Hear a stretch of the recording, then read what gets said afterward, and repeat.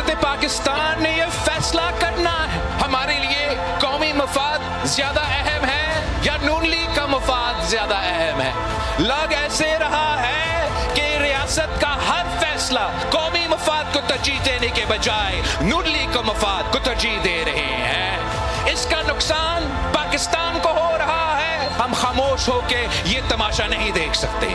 आजाद कश्मीर में जो हो रहा है, मीरपुर से लेके पूंछ तक, क्या हम इसको जमहूरियत का नाम दे सकते हैं? फैसला कर ले, नून लीग का मफाद अहम है या पाकिस्तान का। हम कौमी मफाद में रियासत पाकिस्तान के साथ खड़े हैं, हम खामोश होकर ये तमाशा नहीं देख सकते। आज़ाद कश्मीर के इलेक्शन में मीरपुर और कोटली के वोट पर डाका मारा गया। वोट की गिनती जो भी हो, अवाम की ख्वाहिश के मुताबिक तीर जीत चुका है। ये इनकी भूल है कि हम इनको वोट पर डाका मारने देंगे। Chairman peoples party Bilawal Bhutto फट पड़े।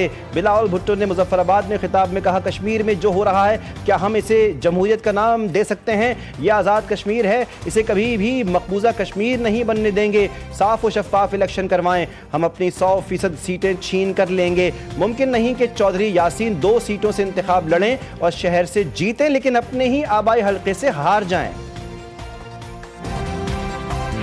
बजाय इसके कि बहुत फराख दिली के साथ पीपल्स पार्टी अपनी हार कबूल करती। अफसोस हुआ देख के जिस किस्म की ज़बान इस्तेमाल की गई। बिलावल भुट्टो साहब, मैं आपको ये समझाना चाहती हूँ, ये बताना चाहती हूँ, इलेक्शन का फ़ैसला रियासत नहीं करती, इलेक्शन का फ़ैसला अवाम करते हैं। आपको GB में अवाम ने आपके हक़ में फ़ैसला किया, मुस्लिम लीग नून ने बहुत फराख दिली के साथ आपकी कामयाबी को एक्नॉलेज किया। जिस धांधली का आप इल्ज़ाम लगा रहे हैं, गिलगित बल्तिस्तान के इलेक्शन में आप जीत गए, वहाँ धांधली नहीं। AJK का इलेक्शन आप बुरी तरह हारे, तो वहाँ पर आपने धांधली का इल्ज़ाम लगाया कि ना आपके पास नैरेटिव था, ना आपके पास कोई प्रोग्राम था AJK के अवाम के लिए। आपके पास सिंध के बारे में 17 साल की मुसलसल हुकूमत के बावजूद आपके पास बताने के लिए कुछ नहीं था।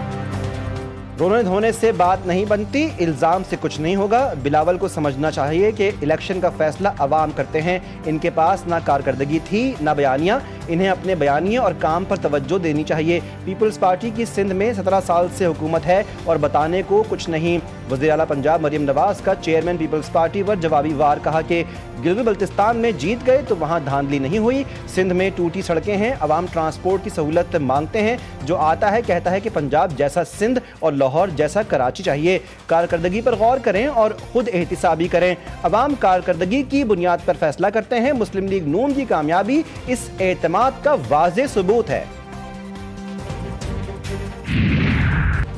मैं भी इस्तीफा देता हूं, आप भी इस्तीफा दें, फिर देखते हैं अवाम किसको मैंडेट देते हैं। सीनियर सूबाई वजीर शर्जील मेमन का मरियम नवाज को चैलेंज, कहा कि मरियम नवाज इस्तीफा देकर पंजाब के किसी भी हलके से इलेक्शन लड़ें, मैं भी इस्तीफा देकर सिंध के किसी भी हलके से इलेक्शन लड़ूंगा। मैंडेट का फैसला अवाम पर छोड़ते हैं। पंजाब में आप, सिंध में हम, फैसला अवाम की अदालत करेगी। शर्जील मेमन ने कहा, मरियम नवाज की गुफ्तगू चोरी और सीना जोरी की मिसाल है। बच्चे बच्चे को पता है नून लीग फॉर्म 47 के जरिए हुकूमत में आई। आज़ाद कश्मीर इलेक्शन के पहले मरहले में नून लीग कामयाब, 13 हलकों में से 9 सीटें जीत लीं। पीपल्स पार्टी 4 सीटें जीतने में कामयाब हुई। मुस्लिम लीग नून के कारकुनान का जश्न, वज़ीर आज़म शहबाज शरीफ की मुस्लिम लीग नून के कारकुनान को मुबारकबाद। कहा, नून लीग ने कामयाब इंतखाबी मुहिम चलाई, अवाम अगले मरहले में भी जमहूरी अमल कामयाब बनाएं। नून लीग की कामयाबी पर मरियम नवाज भी खुश, एक्स पर जश्न और शेर की धाड़ पोस्ट कर दी।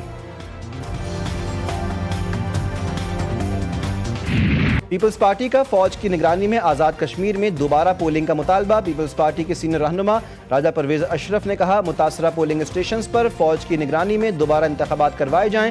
वज़ीर आज़म आज़ाद कश्मीर का भी इलेक्शन में नून लीग पर धांधली का इल्ज़ाम। फैसल मुमताज़ राठौर ने ज़िला कोटली में इंतखाबी अमल पर तहफ़्फ़ुज़ात का इज़हार किया। वज़ीर बल्दियात सिंध नासिर हुसैन शाह बोले, आज़ाद कश्मीर के इलेक्शन में कुछ सीटों पर हम जीत रहे थे, फिर पता नहीं अचानक रात गए क्या हुआ। एक सूबे की वज़ीर आला वहाँ ऐलानात कर रही हैं जो इलेक्शन कमीशन के ज़ाब्ता इख़लाक़ की खिलाफ वर्जी है। पीपल्स पार्टी क़यादत ने रात 9 बजे तक धांधली की बात नहीं की। इंतखाबी अमल पर एतराज़ है तो इंक्वायरी करवा लें।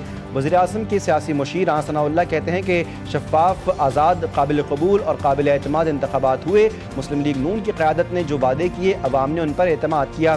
امیر مقام نے کہا کہ انتخابات کا پرامن انعقاد ریاست اور عوام کی کامیابی ہے۔ وفاقی وزیر احسن اقبال کہتے ہیں کہ عوام نے کارکردگی کو ووٹ دیا، پنجاب جیسی ترقی بھی کشمیر کا حق ہے۔ طارق فضل چودھری نے کہا آزاد کشمیر کے انتخابات منصفانہ اور غیر جانبدار تھے، الیکشن کی شفافیت پر کوئی سوال نہیں اٹھ سکتا۔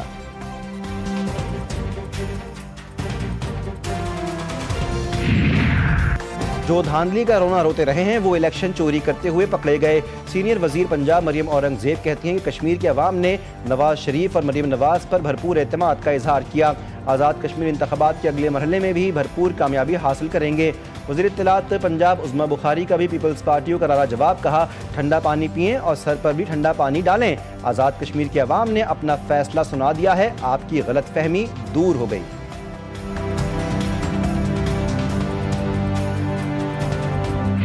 حکومت کا پیٹرولیم مصنوعات کی نئی قیمتوں کا اعلان۔ ڈیزل کی قیمت میں ₹1.55 فی لیٹر اضافہ، پیٹرول ₹1.63 فی لیٹر مہنگا۔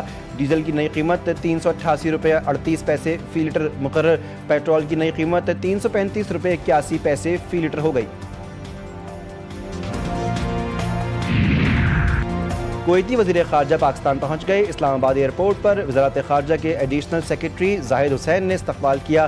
دورے کے دوران دونوں ممالک کے درمیان دو طرفہ تعلقات کے تمام شعبوں پر تفصیلی مذاکرات ہوں گے۔ باہمی دلچسپی کے علاقائی اور بین الاقوامی امور پر تبادلہ خیال کیا جائے گا۔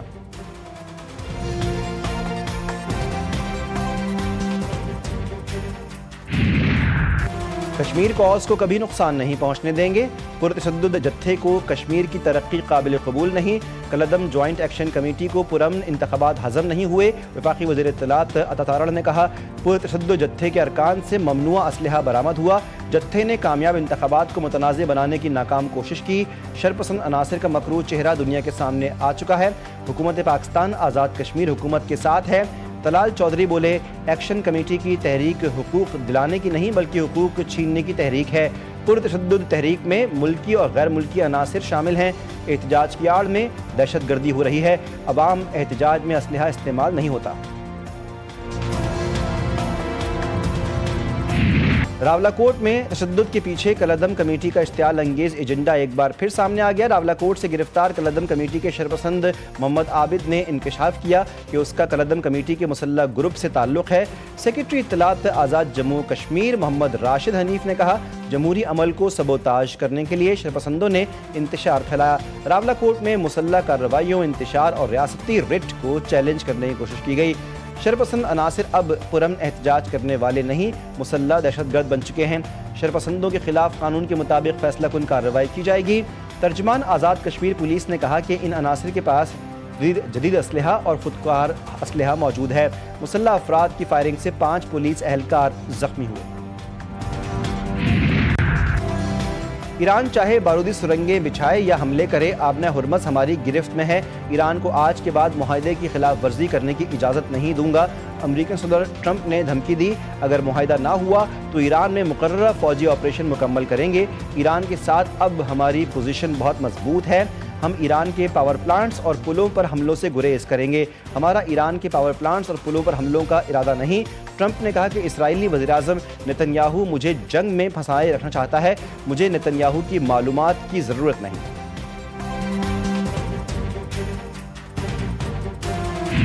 ایران کا اپنا ہرمز پر اکیلے کنٹرول نہیں ہوگا، عمان نے مشترکہ میکانزم کی تجویز پیش کر دی، رضاکارانہ فیس وصول کی جائے گی۔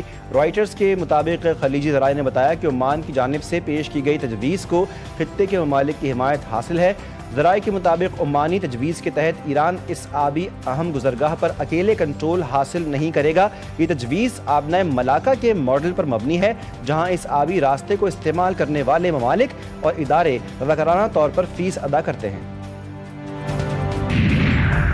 ایرانی وزیر خارجہ عباس عراقچی کا سعودی اور عمان کے منصبوں سے رابطہ، وزرائے خارجہ سے آبنہ ہرمز کی صورتحال پر گفتگو، دو طرفہ تعلقات اور علاقائی صورتحال پر تفصیلی تبادلہ خیال، خطے میں استحکام کے لیے مشترکہ سفارتی کوششوں کو آگے بڑھانے پر اتفاق، تینوں ملکوں کا سفارتی تعاون کو مزید مضبوط بنانے کی ضرورت پر زور۔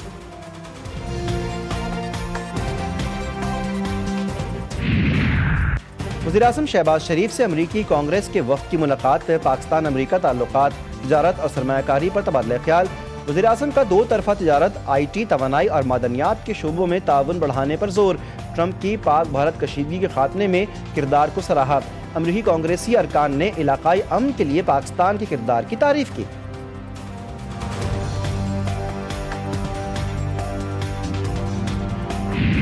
پانی پی ٹی آئی کی بہن نورین نیازی کے خلاف این سی سی آئی اے اسلام آباد نے مقدمہ درج، پیکا اور تعزیرات پاکستان کی مختلف دفعات کے تحت کارروائی شروع۔ ایف آئی آر کے مطابق نورین نیازی نے ریاستی اداروں بالخصوص مسلح افواج کے خلاف مبینہ طور پر جھوٹا، اشتعال انگیز اور گمراہ کن مواد پھیلایا۔ این سی سی آئی اے کے مطابق نورین نیازی کو تفتیش میں شامل ہونے کے لیے متعدد نوٹس جاری کیے گئے۔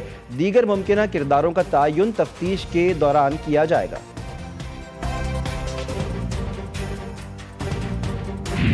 لاس میں بارشوں کے بعد سیلاب نے تباہی مچا دی۔ ہڈور، توپر، سیری دار سمیت دیگر علاقوں میں مکانات، زرعی زمینیں، فصلیں، باغات کو شدید نقصان پہنچا۔ متاثرہ علاقوں کے مکین مشکلات کا شکار۔ سیلابی صورتحال کے باعث کئی علاقوں میں معمولات زندگی متاثر۔ کراچی میں تاجر کی قرار دی گئی لاش کسی اور کی نکلی۔ تاجر کا قتل دکھانے کے لیے مبینہ طور پر ڈرامہ کیا گیا۔ گاڑی سے ملنے والی لاش کا پولیس نے پتہ لگا لیا۔ لاش مظفر گڑھ کے شہری قربان کی تھی۔ مقتول قربان کافی عرصے سے لاپتہ تھا۔ ابتدائی طور پر بتایا گیا کہ چاول کے تاجر کی لاش ہے جس پر کروڑوں کا قرض ہے۔ اور ویسٹ انڈیز کے خلاف پہلے ٹیسٹ میں قومی ٹیم پر شکست کے بادل مزید گہرے ہو گئے۔ 211 رنز کے ہدف کے تعاقب میں قومی بیٹنگ لائن پھر لڑکھڑا گئی۔ 102 رنز پر 9 کھلاڑی پویلین لوٹ گئے۔ عامر جمال اور سلمان علی آغا 0، اذان اویس اور امام الحق 3 رنز پر آؤٹ۔ محمد رضوان 11 اور شان مسعود 3 رنز ہی بنا پائے۔